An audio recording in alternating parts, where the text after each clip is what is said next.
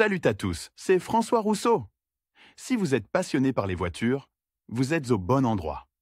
Continuez à regarder, on va entrer dans le vif du sujet. De nombreux conducteurs, qui partent en voyage ou qui sont confrontés à la perspective de se déplacer quotidiennement d'une ville à l'autre, essaient d'économiser de l'argent et de trouver des autostoppeurs. Nous vous expliquons ci-dessous comment procéder. Quel est l'intérêt de voyager ensemble? Les personnes qui n'ont jamais été confrontées à un tel besoin peuvent ne pas considérer immédiatement les avantages du voyage à plusieurs, et perdre de vue les éléments suivants. Le conducteur récupère entièrement le coût du trajet et réalise même un bénéfice en le faisant payer par les passagers. Les passagers en profitent également puisqu'ils partagent les frais. Le covoiturage aide les personnes qui vivent dans des zones où les transports publics sont insuffisants ou qui doivent se rendre d'une grande ville à la banlieue, etc. Vous pouvez voyager sans avoir à chercher des vols qui coïncident. Il sera plus confortable de voyager en voiture, vous n'aurez pas à faire de transfert, à attendre la fin de l'arrêt, etc. Recherche de compagnons de voyage sur des sites spécialisés. La question de savoir comment trouver des compagnons de voyage pour un trajet commun en voiture est posée par un si grand nombre de personnes qu'elle a donné lieu à la création de ressources Internet plus ou moins importantes. Les conducteurs et les compagnons de voyage potentiels sont invités à remplir un questionnaire, à préciser l'itinéraire qui les intéresse et les conditions du voyage. Blablacar, le plus grand site en Russie et à l'étranger.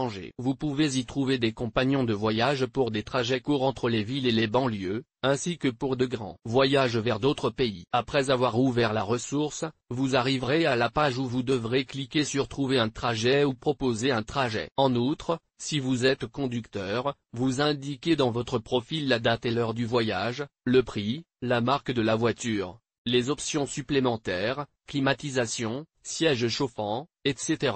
Les exigences concernant les compagnons de voyage, par exemple, vous recherchez des personnes qui ne fument pas ou qui aiment écouter un certain genre de musique. Si vous êtes un compagnon de voyage, veuillez le préciser. La présentation d'une pièce d'identité à l'administration du site sera un grand plus, cela convaincra les gens qu'ils peuvent traiter avec vous en toute sécurité. Lire aussi, tout ce qu'il faut savoir sur les véhicules à accès zéro après vous être inscrit. Vous pouvez rechercher des suggestions de voyage ou attendre que quelqu'un réponde à votre proposition. Poutoutchiki.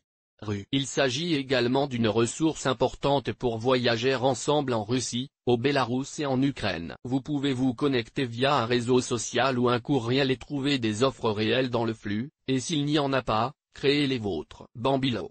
Russe. Sur ce site, vous trouverez non seulement des trajets ponctuels proposés par des particuliers, mais aussi des taxis empruntant les itinéraires les plus divers, que vous ne trouverez pas dans les horaires des transports publics. Le principe de fonctionnement du site est le même, remplir un questionnaire, préciser le prix et les conditions de la course. Groupe de villes dans les réseaux sociaux. Où trouver le plus rapidement possible des compagnons de voyage pour les petits trajets réguliers en voiture, bien sûr, dans les groupes spéciaux des réseaux sociaux. Si vous habitez en banlieue et que vous devez vous rendre chaque jour au travail en ville, vous trouverez instantanément quelqu'un qui a le même programme de voyage. Il peut s'agir de groupes distincts à profil étroit ou de groupes à vocation générale, où sont publiées des nouvelles, des annonces, etc. Ce rôle est parfois joué par les publicis d'un journal local ou d'une chaîne de télévision. Comment éviter les situations désagréables? Chercher des compagnons de voyage parmi des inconnus est toujours risqué. Pour le minimiser, faites attention au point suivant. Le profil de la personne sur le site web et dans le réseau social doit être complété par une photo et ressembler à une personne réelle. S'il n'y a que des photos,